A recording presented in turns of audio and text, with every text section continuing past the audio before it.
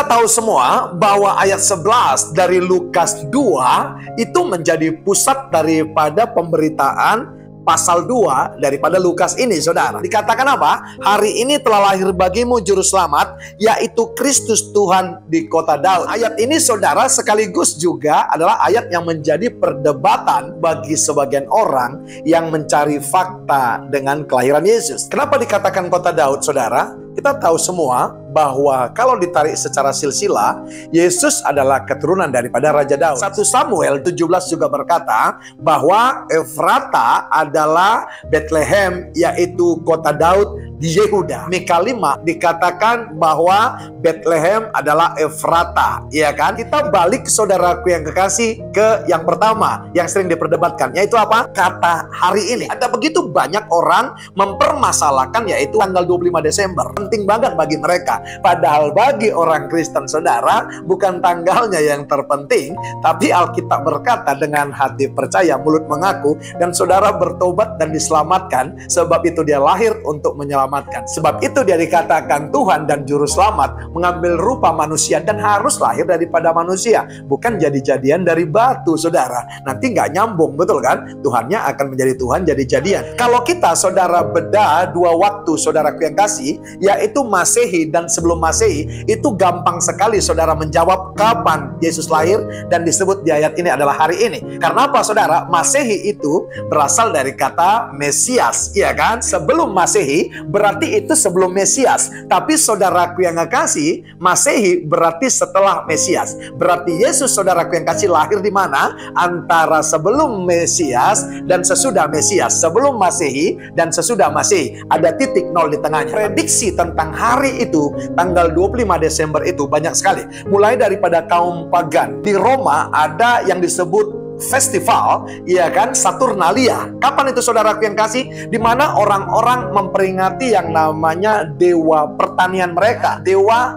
Saturnus, iya kan? Tapi ada juga, saudaraku yang kasih, yang memperingati disebut dewa matahari. Festival Saturnalia, dan saudara, penyembahan juga yang kedua, dewa matahari ini, saudara, itu dilakukan mulai tanggal 17 sampai tanggal 25 Desember. Rata-rata mereka lakukan, saudara, seminggu, ya, pesta rakyat. Nah, saudaraku yang kasih, ada yang memprediksi pada saat itulah, karena Konstantin, saudara, sudah mengakui agama Kristen di Roma, maka mereka pun untuk memindahkan orang-orang kafir supaya jangan tersesat mengikuti festival Saturnalia itu, maka saudara, mereka membuat, saudaraku yang kasih, event, festival juga tandingan, yaitu Natal, saudara. Kalau saudara Saturnalia, festival itu menghidupkan lilin, saudara, maka saudara, orang-orang juga pada saat itu menghidupkan lilin. Tapi tahukah saudara, sejarah dan data itu tidak mendekati tingkat akurasi yang luar biasa. Karena apa, saudara? Itu jauh daripada sejarah.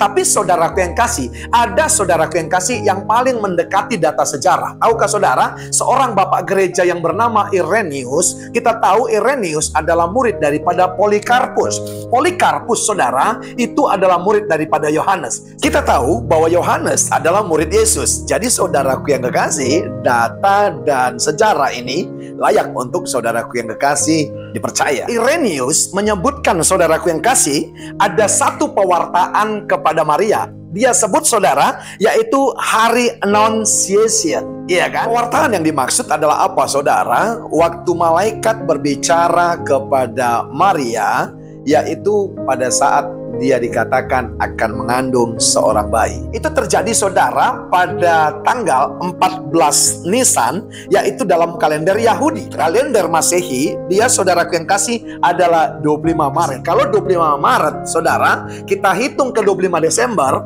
maka sangat confirm. Karena apa, saudara? Perempuan dari mulai pembuahan sampai dia melahirkan, saudara, itu adalah 9 bulan. Nah, jadi saudara confirm, iya kan, kalau kita hitung April, Mei, Juni, Juli, Agustus, September, Oktober, November, Desember. 9 bulan, saudara. Jadi saudaraku yang kasih, jelas kalau ada pertanyaan hari ini itu hari tanggal berapa. Yang paling tidak menyetujui bahwa Yesus lahir pada tanggal 25 Desember adalah seorang yang bernama Paul Ernest Jablonski. Iya kan? Itu abad 18. Padahal sebelum itu, tahukah saudara, orang-orang sudah mengakui saudara Yesus lahir pada tanggal 25 Desember. Jadi saya mau berkata kepada saudara, tidak penting saudara yang kasih kepada kita tanggalnya. Yang terpenting saudara adalah saudara percaya, karena Alkitab berkata dengan hati percaya, mulut mengaku, maka engkau akan diselamatkan. Juru selamat itu lahir saudara sebagai manusia di kandung Maria. Dia mengambil rupa seorang manusia. Karena apa? Karena saudaraku yang kasih, yang mau dia selamatkan, mau dia jumpai adalah manusia. Sebab itu dia harus membuat dirinya seperti manusia. Sebab itu tetap percaya. Yang terpenting adalah kita bertobat, kita berubah. Di Natal ini saudaraku yang kasih, tidak perlu cari fakta saudara. Kenapa saudaraku yang kekasih? Ketika Anda sibuk mencari fakta, maka Anda tidak akan pernah sibuk dengan pertumbuhan rohani Anda.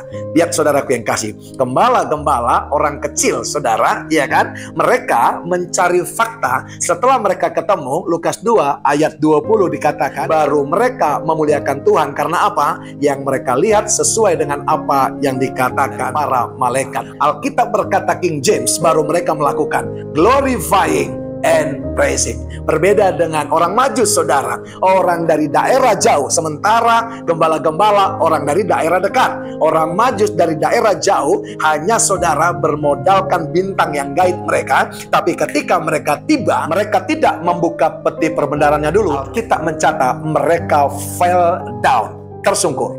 Mereka memberikan persembahan setelah itu. Saya mau berkata, setiap kita, saudara, yang memberikan hidup kita, memberikan dana, donasi, memberikan uang kita, memberikan talenta kita, saudaraku yang kasih kepada gereja Tuhan, yang mengakui bahwa Tuhan Yesus adalah Juru Selamat, maka engkau tidak akan pernah, saudaraku yang kasih, meminta talentamu kembali yang engkau persembahkan di gereja Tuhan, di mana engkau bertumbuh, meminta uangmu kembali, meminta persembahanmu, meminta persepuluhanmu kembali, kalau hatimu, saudara, pada saat mempersembahkan sesuatu, yaitu fell down dan tersungkur. Nah, berbeda lagi dengan seorang pembesar, yaitu Herodes. Dia bukan dari daerah yang jauh, bahkan dia adalah mengepalai daerah-daerah tersebut. Salah satunya daerah di mana Yesus lahir. Tapi dia, saudaraku yang kasih, pura-pura menyembah. Karena dia iri hati dan dia berkata, that I may come and worship him also. Dia berkata kepada orang Majus, saya pun akan menyembah Tuhan yang lahir itu. Saudaraku yang kekasih, saya mau berkata kepada saudara, tuluslah mengikut Tuhan saudara.